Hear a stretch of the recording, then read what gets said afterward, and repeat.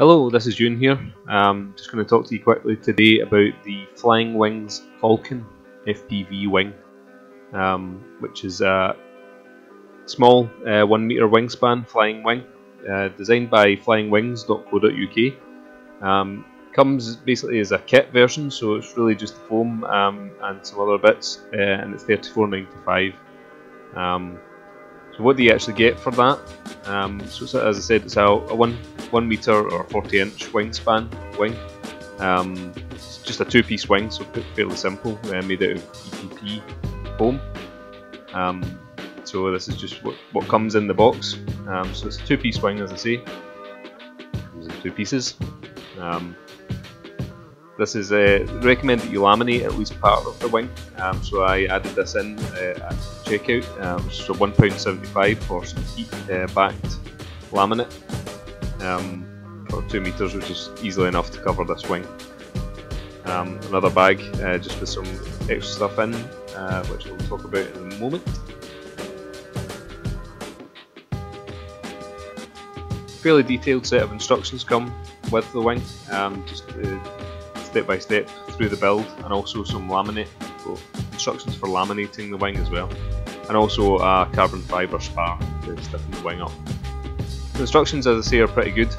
Nice step by step, full English, very easy to follow, and if you do follow, you should end up with a fairly good product at the end. So it gives you each step in quite a lot of detail.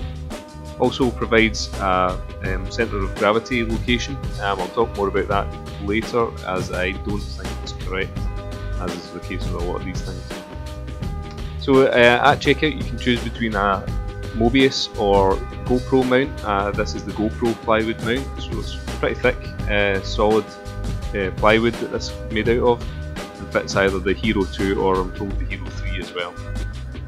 Another bag, you've got a plywood motor mount, some servo control horns and linkages, and also 2 sets of clevises, so you've got metal and also plastic clevises as well.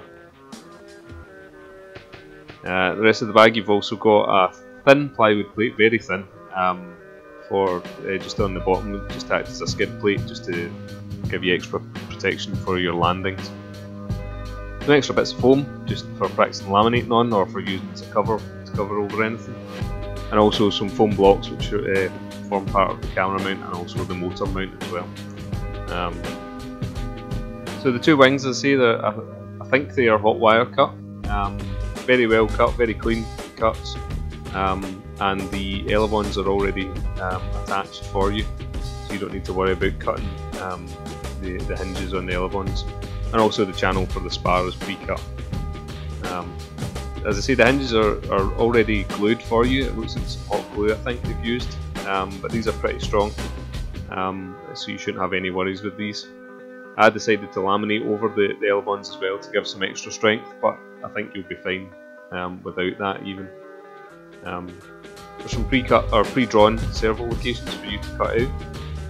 Just having a closer look at the glue there, as I say, there are some holes that you can see if you just hold it up against the light in the hinge, but overall it's pretty strong. I don't think you'll have any issues with the hinges there. The fit is really good. Goes together nicely. You shouldn't need any sanding or anything involved. They're well cut. As you can see, it is a very small wing, a 1 meter wingspan. But that's what it's designed to be, something that's easy to chuck in the car, and that's exactly what I was looking for. So going on to talk a wee bit about what I'll actually be using. I'm using the FrSky X8R Receiver and the X8R, Towerpro 9g metal gear servos. I'm also going to put in my Storm OSD, along with a 50A ESC and Fat Shark 250mW transmitter. I'm running with a Turnigy 2200 kV 2826 motor, which is recommended with a 6x5 prop, and I'm using 2200mAh 3-cell batteries, which ended up giving me flight times of around just under 15 minutes. So how does it fly in that configuration? Launching, to be honest, is pretty easy. I prefer an overhead launch. and all it needs is a kind of small lob and you're in the air. The 2200 kV motor with the 6x5 prop gives you plenty of power to come out of that. Once you're flying line of sight, it tracks pretty well, and providing you have pretty low throws, then it's fairly easy to handle. As mentioned earlier about the CFG, so the manual states a CFG of 198mm, but I think I ended up with about 175mm from the front edge, or from the nose, which gave me much better balance. I've heard reports of keeping the manual CFG and it being very hard to control. So this is some FPV footage, just to follow on a friend, and you can start to see some of the issues that you have with this wing and the small size of it. You see there's in a bit of a dive here, which looks fairly stable going into the wind at the moment, but you start to see as you turn crosswind how much this wing is affected by small gusts of wind. You can see as I get lower here and get into more turbulent air, it becomes very unstable and quite hard to control really. Some of that's down to my bad flying, but you can see there crosswinds do rock the wing about quite a bit. Again, just trying to follow my friends here, see how there's a bit of wag induced when you go crosswind, and also just general rocking. And you can see flying line of sight, although it does fly really well line of sight, you can see it move about a bit, but it's fairly easy to correct, providing you don't have too big throws. So just following my friend here again, just to see, you do see very stable periods, but you can see how much the wind does affect this wing. In terms of the power setup, I think the 2200 kV with the 6x5 motor's pretty much ideal. Gives you good performance and also decent enough flight times. 15 minutes on a 2200 is not bad. So after a bit of tuning, I reduced the throws quite a bit by moving the linkages right down to the bottom of the servo control arm, and this allowed me to use the pilot assist mode in the Storm OST. Before I'd done this, the throws were too much and got really bad oscillations whenever you enabled the pilot assist mode. But with that turned down, you can see that it starts to become quite a stable platform using the stability assist mode of the Storm OST, and that allows you to start having some fun with the wing, doing things which I think a small wing like this should be used for.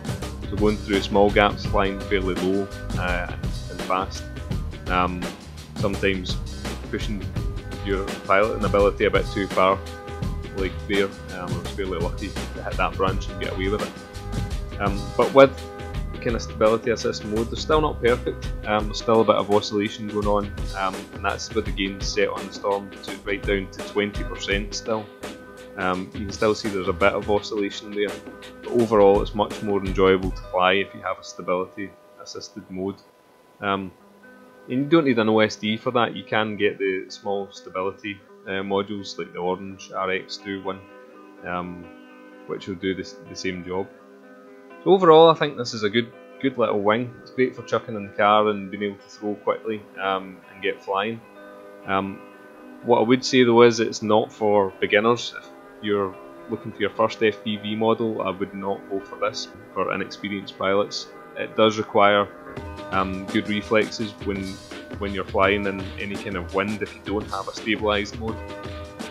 If you do have stabilisation, then it becomes an excellent little wing for flying. So overall, I would say for the price and for the money that you would spend to build this and the time that it takes, which is not a lot really, it's a good wing, good to have in your hangar, although whether it would be your first choice and most used wing, I'm not so sure. For cam days, I think, where you just want to blast about, do some low level flying, it's good. So hopefully that's been a good overview of this wing. If you get any questions, then feel free to leave a comment, and like and subscribe to my channel.